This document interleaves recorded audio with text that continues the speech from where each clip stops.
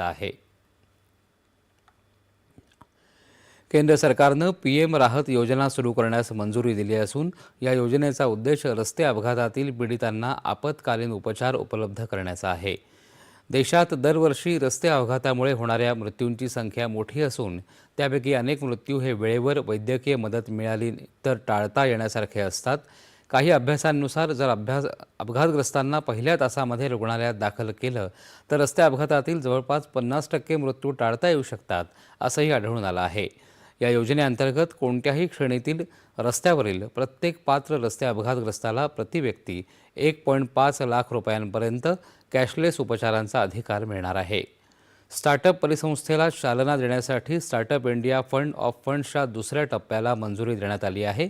या योजनेसाठी एकूण 10,000 कोटी रुपयांचा कोष निर्धारित करण्यात आला आहे।